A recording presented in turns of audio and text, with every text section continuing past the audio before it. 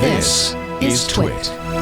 Now you could recommend a little something, a beverage, a little quaff to go along with the 20s. So we'll call this the MVP collection because coming into the MVP summit, I have been given a lot of whiskey.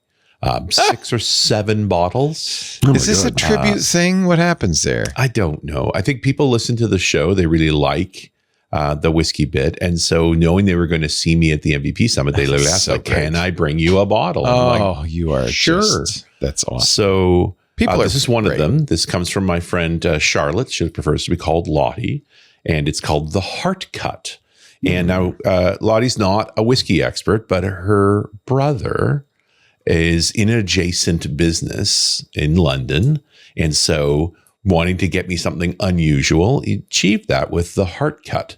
Now, I see it's mostly gone now, by the way. Yeah, because we all drank it together. Okay. It's only a 500 ml bottle. It's a smaller bottle. It's quite little, actually. Yeah.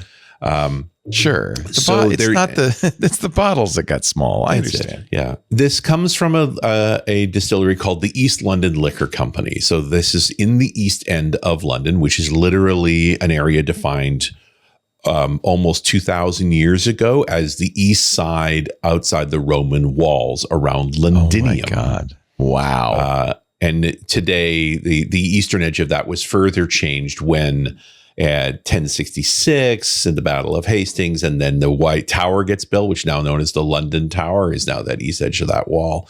So that's 1078 is when the tower goes up. So the east side has been the east end has been the east end for a long time, north of the Thames, but east of the walls. Now we're talking a little bit more contemporary time. The East London Liquor Company is on Regent's. It's actually on the Hereford Union Canal, which you go up the Regent's Canal to get to by Victoria Park. It was created by a fellow by the name of Alex Wolpert. And Alex Wolpert is a former actor and producer. And while he was an actor, he was also a bartender because he liked to eat. And so became enamored of cocktails. And ended up opening his own restaurants and bars. And in 2014, decided to expand one of his bars to have a distillery in it, a small one, but right away making gins and vodkas, because that's how you make money. You can produce very quickly. It took a few years to actually get to whiskey making. His stills are very small, a 2,000 liter wash still, 650 liter Holstein style hybrid still, very small. But because he was deeply connected to the bar community of London, this is where he sold this stuff. And today he does make a single malt made out of barley out of Norfolk. He tends to use a mixture of spring and winter barleys, the winter barley being harder and higher protein counts. And he does a couple of his own barrelings, including a version that's currently laid up in an Islay barrels. We don't know exactly which one, but you can also get your own casking if you care to. It's about 3,500 pounds, and you can get lay up a casking in a bourbon cask for yourself and get a couple hundred bottles from it. In fact, this particular edition I have here is one of only 344 bottles, but it's actually derived from his whiskey known as London Rye, which is 55% rye, 45% barley, fairly common. The original edition are released in 2018. But this bottling was not done by East London Liquor. It was actually done by a third party called DrinksOne. And so DrinksOne is based in London, and they select barrels and various alcohols from various suppliers to create a select group. And that's what this is. So it's from the East London Liquor Company, but it was actually produced by DrinksOne, and in this case, they barreled it in Hackney Brewery chocolate stout casks. Oh my! So the Hackney Brewery, again, a local London brewery making their own beers. They make a very sturdy stout, and so this was aged for about 4 years in the stout casks. And so look at the amount of color that comes in that for what is such a young whiskey, 3-4 years old. Looks and again, so good. Only 344 bottles. I don't know if there's any left. It comes in about 50% alcohol, about 60 pounds, about $75 US. And it's mostly but you won't be able to find it if there's only 344 bottles. It is very, very good. My goodness. Oh, here he goes. He's drinking. And the reason it's 344 bottles, my goodness. I'm so jealous. Lottie, you did good. Yeah, that's because there's only 500 ml bottles, so they actually got far more from what they would typically get from a cask. Normally there would be only about. So that's a single cask. Single cask.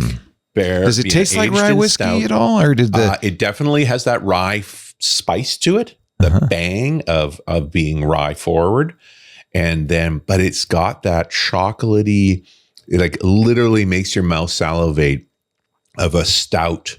Right, like a Guinness or a very strong dark beer is right there on the tongue.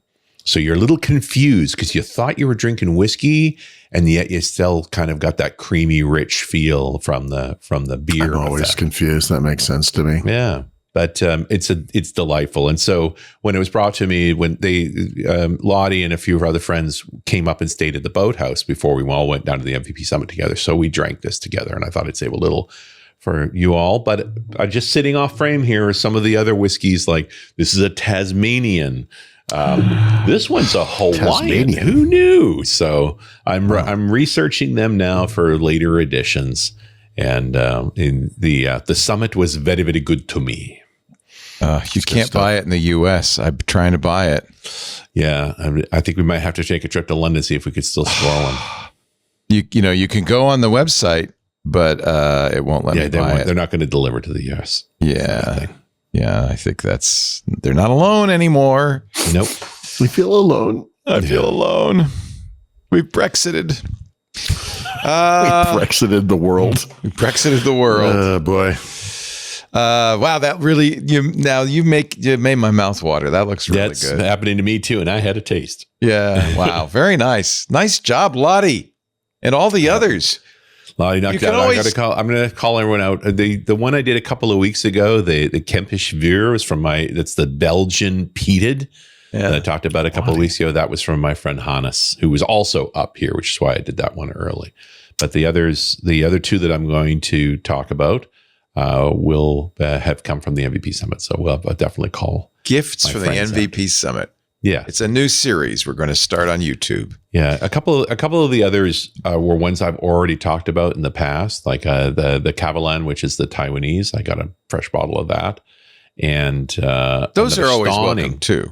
Yeah, I got the new Casper brought me the Stauning, the new edition of the Stauning peated, which is.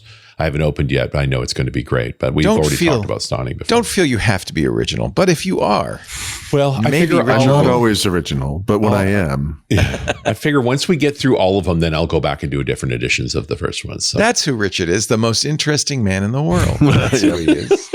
I don't always drink whiskey. Yes, I do.